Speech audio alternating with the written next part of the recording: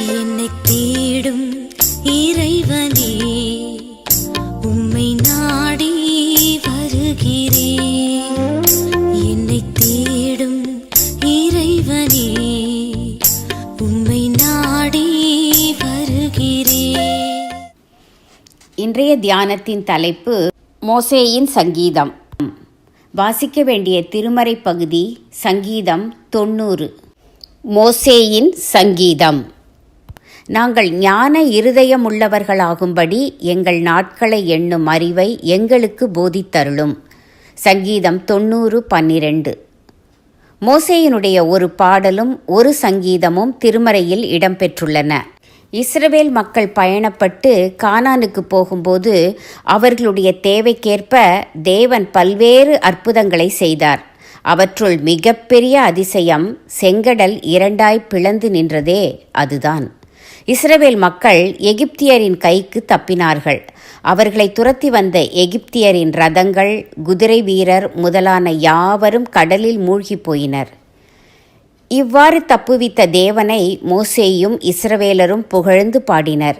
மிரியாமும் மற்ற பெண்களும் அவர்களுக்கு பதில் பாட்டு பாடினார்கள். யாத்திராகமம் 15ஆம் அதிகாரம்.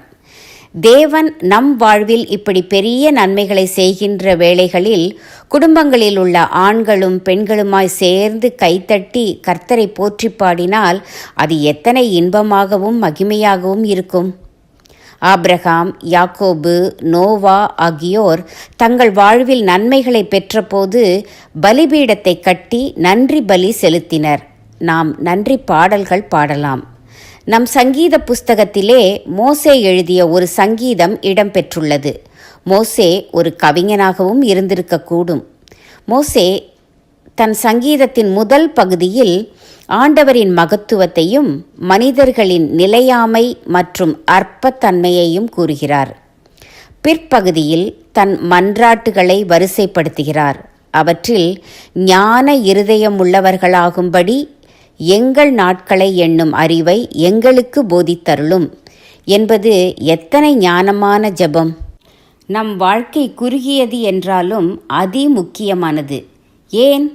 மரணத்திற்கு பின் நாம் அனுபவிக்கவிருக்கும் மோட்சத்தின் நித்தியத்தையும் நம் கிரியைகளின் பலன்களையும் இந்த வாழ்க்கைதானே தீர்மானிக்கிறது. எனவே நாம் நாட்களை கணக்கிட்டு கவனமாகவும் ஞானமாகவும் செலவிட வேண்டியது மிக மிக அவசியம். மோசே தேவனுக்கு நண்பன், நல்ல கவிஞன், நல்ல தலைவன். அப்படி வாழ ஆசை பிறக்கிறதே. தீர்மானம்: எத்தனை நன்மைகள் எனக்கு செய்தீர், எப்படி நன்றி சொல்வேன். நன்றி ராஜா, நன்றி ராஜா என்று பாடி பாடி மகிழ்வேன்.